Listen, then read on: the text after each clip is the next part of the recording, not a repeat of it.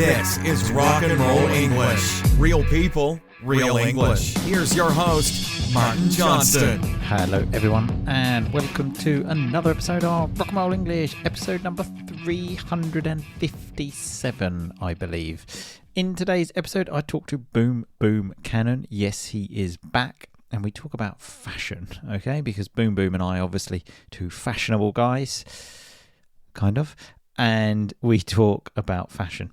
Now, I'm going to jump straight into the episode, but notice in today's conversation, I am taking you a little bit backstage and showing you one of the problems, okay? I could have easily deleted this first part, but I've left it in there just so you can see what it's really like when we record a podcast, okay? Anyway, I will talk to you at the end. Happy listening. Boom Boom Cannon, how are you today? Hang on, I hadn't pressed record there, sorry. Sorry, did we do a countdown? Sorry, no, you're right. Maybe sorry. My head's gone now with all this tech stuff. 3, 2, 1, on go, okay? Yeah. 3, 2, 1, go. Boom Boom Cannon, how are you today? I'm very well, Martin. How are you? Always fantastic, Boom Boom. Always fantastic. Even after our technical blip there, you've definitely pressed record this time? I think so. Yeah. Something's recording. we did get ourselves into a bit of a fluster there, didn't we? We always have the countdown. Didn't have the countdown either, did we? Kind of the routine went out the window. That's why routines are so important. Exactly. I think it's because we cut short slightly our pre-pod chat as well. So normally I'm warmed up, exactly, feeling ready to go. And now I don't know. Could pull a muscle today if you've not done a proper warm up, but we'll do our best. So speaking of routines, we normally then go on to reviews. But as I mentioned in the last podcast, I'm getting a bit deflated of asking people, do you think we have a review? They say yes, and then I have to say no. Okay. So we're just going to just skip over that part as if it's not a thing, okay? But also still always reminding people to leave reviews, okay? So just gradually phasing out that part of the pod routine. Well, I hope not, but there's only so much you can do it for until it starts to get just a bit annoying and for everyone and boring of like, oh, yeah, no review again. Or people just probably thinking, for God's sake, look, no one leaves you a review. Just forget about this. So yeah, I like to think I have developed thick skin since starting the podcast and stuff, but still you need some love. Still a review would be nice, even with that thick skin. Exactly. A review would be nice, so please always leave reviews.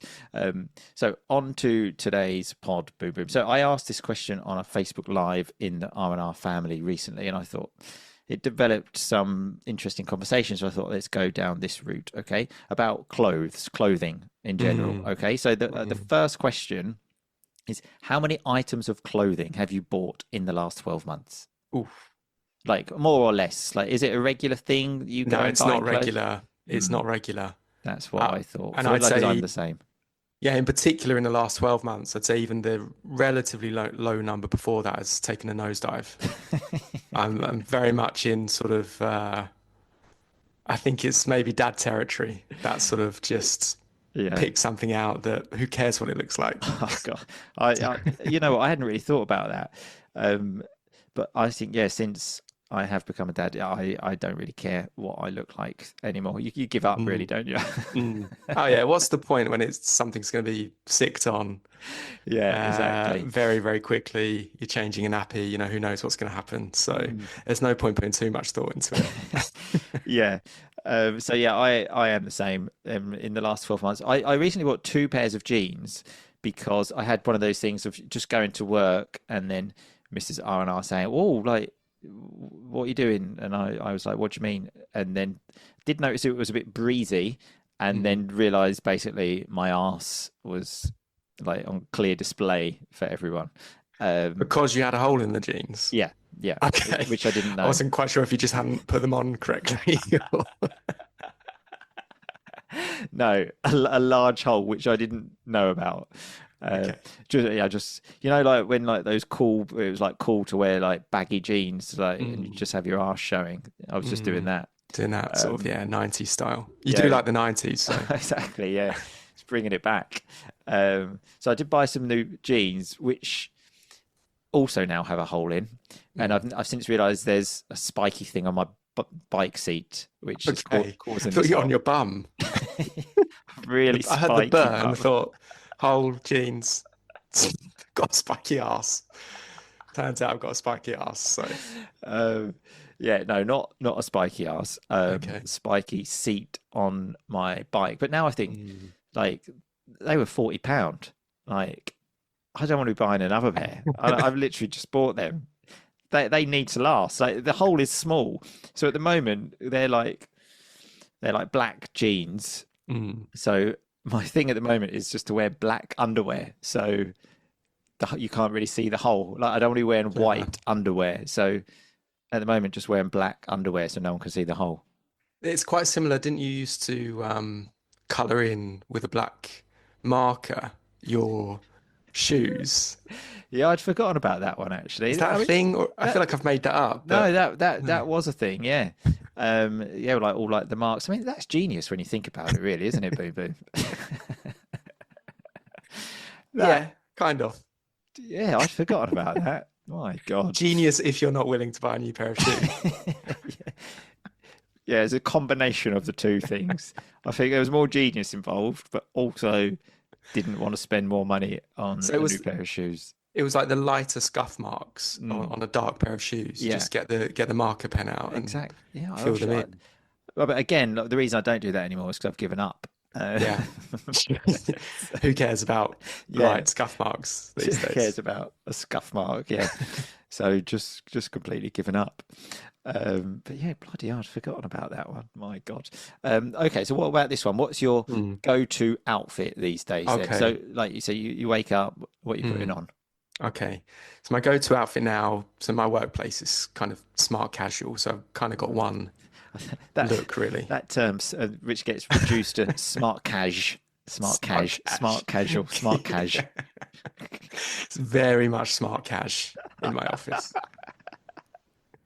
So I'm going for a day in the office. I've got sort of kind of canvas or white sort of leather trainers, sort of cream.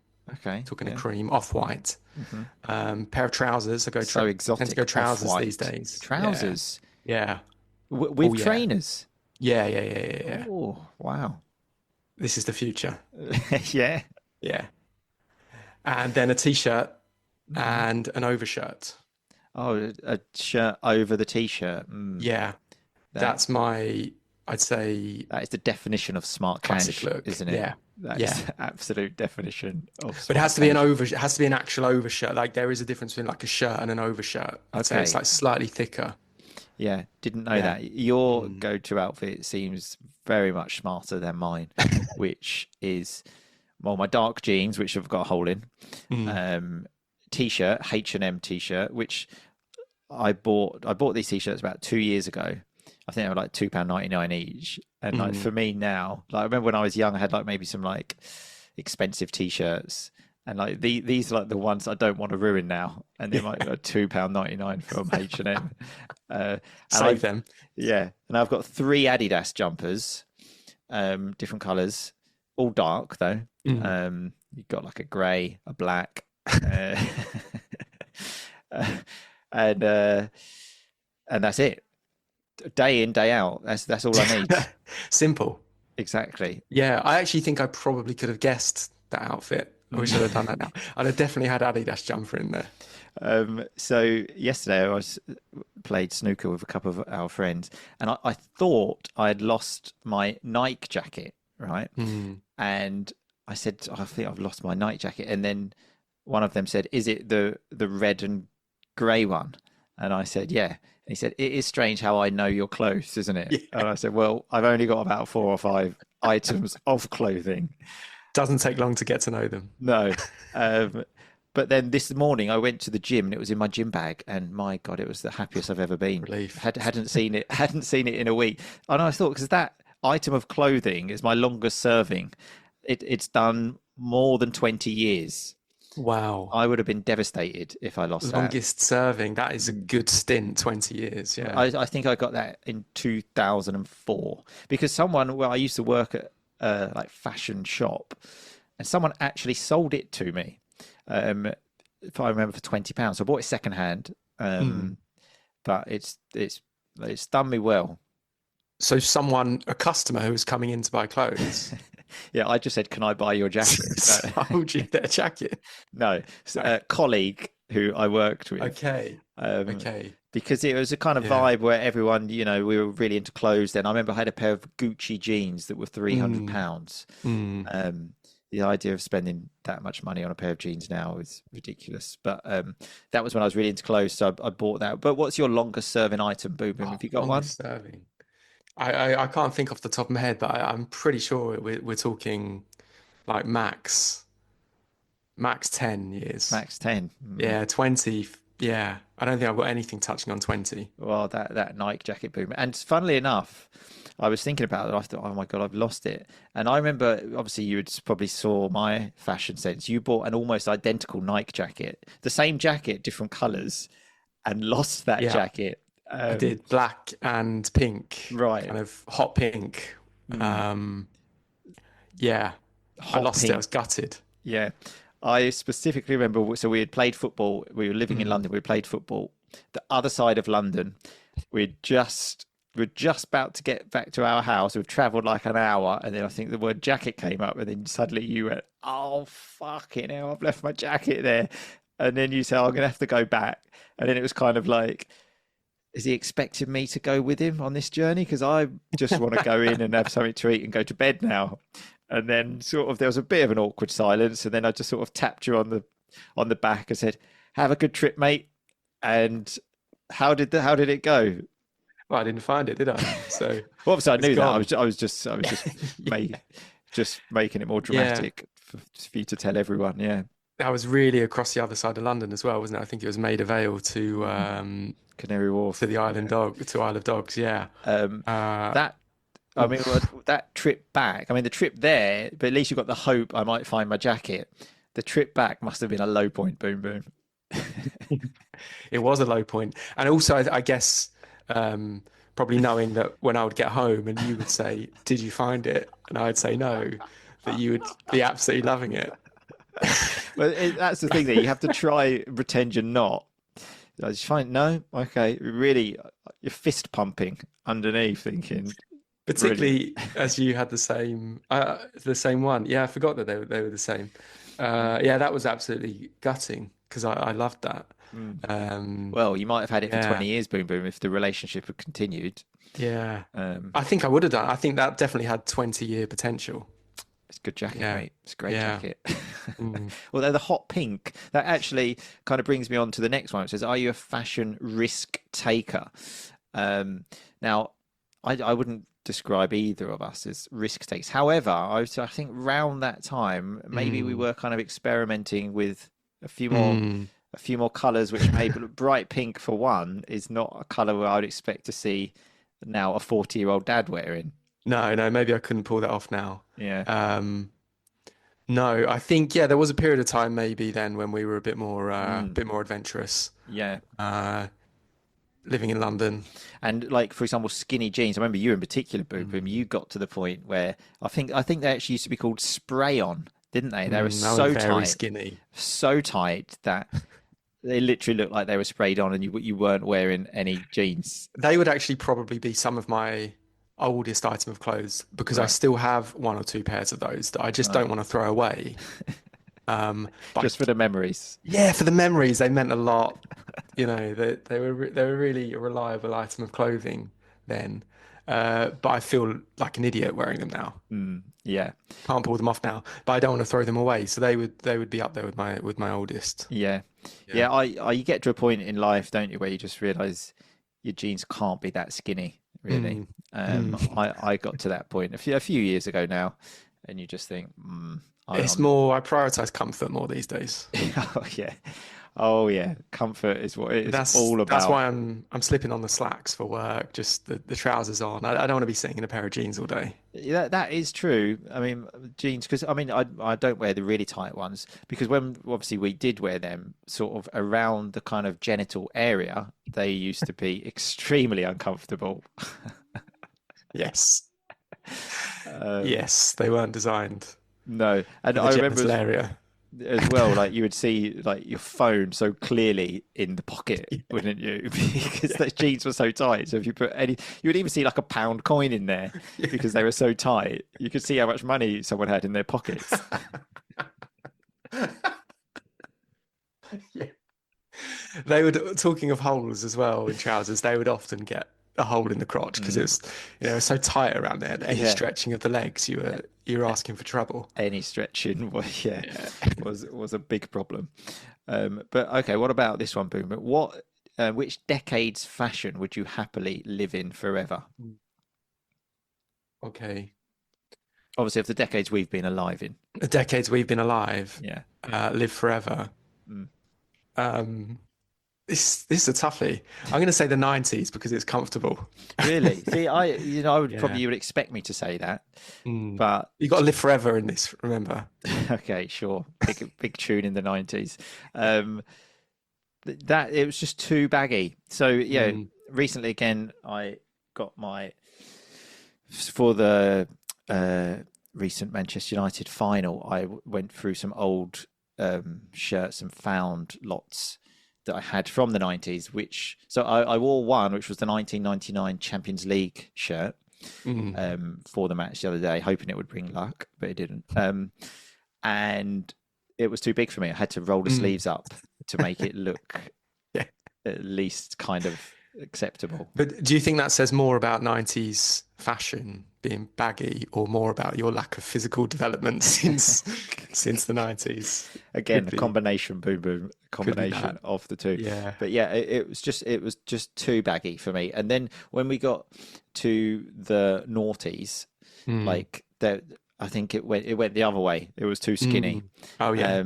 And yeah, I think some things I used to wear now, like really tight t-shirts. I remember, obviously, a big place we used to buy clothes was Top Man, and they used to sell because as a small used to seem for me quite like baggy then, and I sometimes used to buy extra small, which and you'd be like trying to squeeze into it. So it wouldn't be that. I would say the last 10 years, because what's the name of the decade after that? 2010 to 2020. Has that got a name? The tens? I don't know. The tens, yeah, the tens. It's a bit of a shit Doesn't name, sound isn't good, it? does it? But no, I've never been happy with the noughties either. No, yeah, it's what. No, I wasn't happy with the noughties either. No. Yeah, Okay, yeah, that's wasn't good. So mine would be the last decade, whatever that was. Yeah, yeah.